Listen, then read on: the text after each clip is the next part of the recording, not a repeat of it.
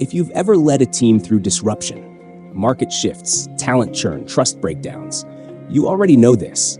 Strategy fails when the human operating system is corrupted. Today, I want to tell you a story from the ancient world that reads like a leadership case study, about a book that disappeared, returned centuries later, and carried one message modern leaders desperately need. Culture is not soft. Culture is survival.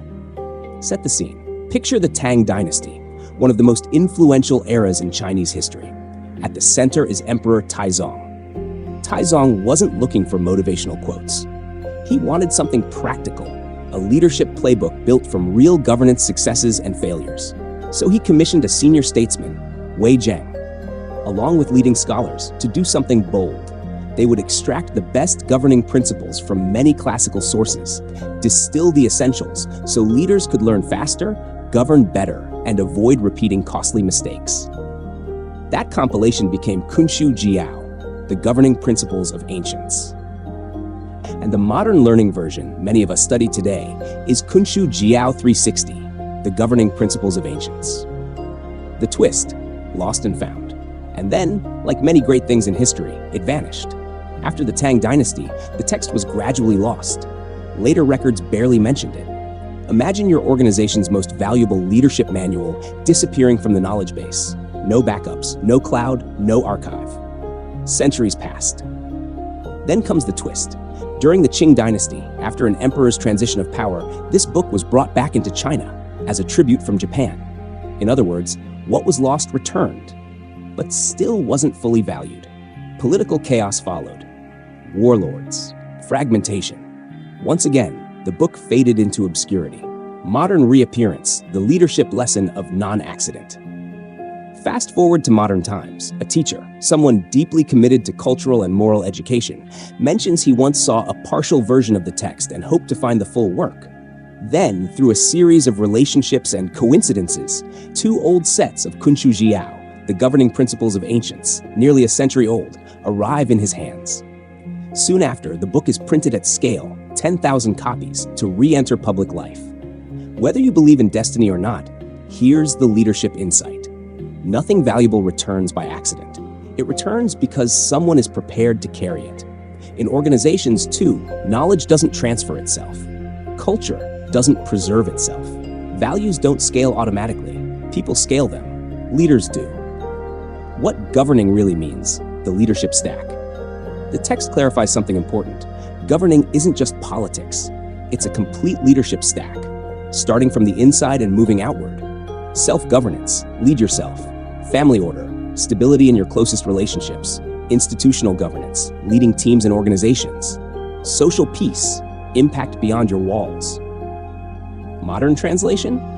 If you can't lead your inner world, you'll leak chaos into every system you touch. If you can't build order in small circles, you won't sustain order at scale. The root concept, why most leaders collapse under pressure. One of the strongest themes in Qunshu Zhiyao 360, the governing principles of ancients, is this. The root comes before the branches. The story describes how earlier generations were trained with strong foundations, ethics, discipline, character. Later generations, even just a few years apart, grew up without that grounding, and the difference was massive. Here's the corporate version. You can hire for skill, but if you don't build the root, integrity, responsibility, empathy, trustworthiness, your company becomes a high-powered machine with no steering wheel. And when pressure hits, scandal, layoffs, incentives, competition, people don't rise to your mission statement. They fall to their real values. Two missions for leaders, then and now. The teacher in the story names two great priorities for the modern era. Let's translate them into today's leadership language. Mission number 1. Restore culture through education. He says culture is the soul of a people, and education is how that soul stays alive.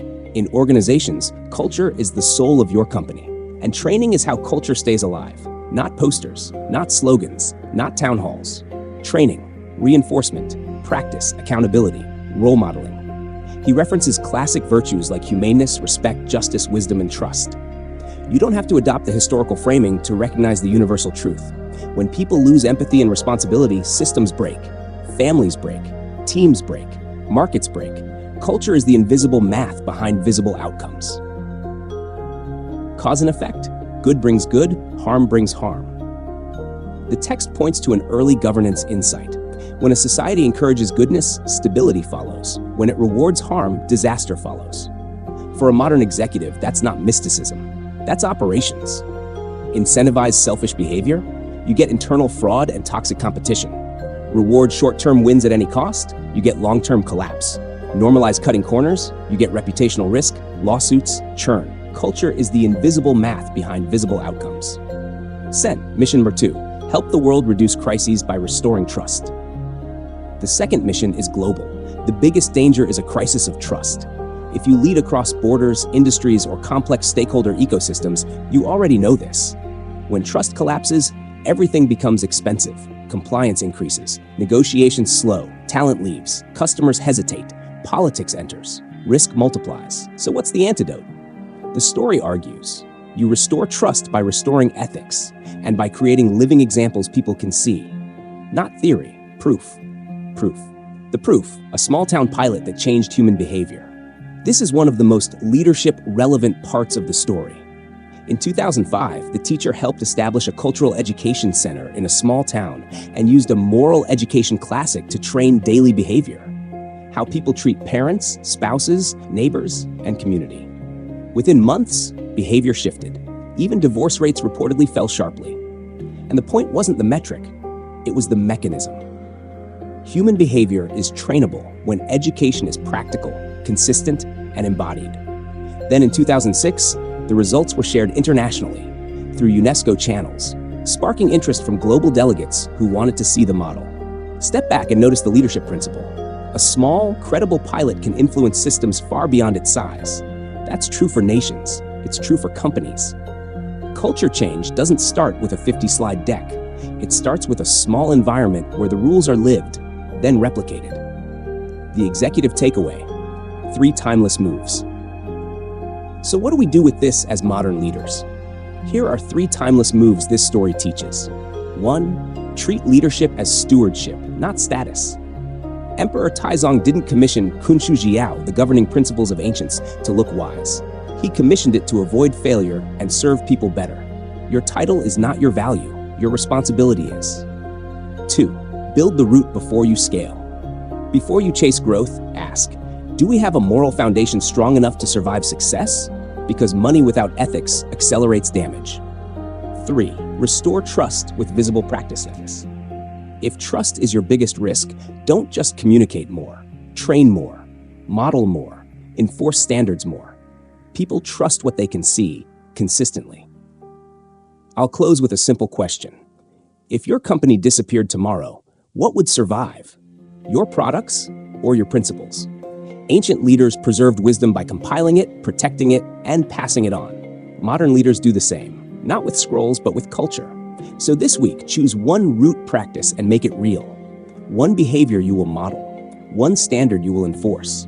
One training you will repeat until it becomes identity. Because leadership isn't proven in calm seasons. It's proven when pressure arrives and your culture holds. End.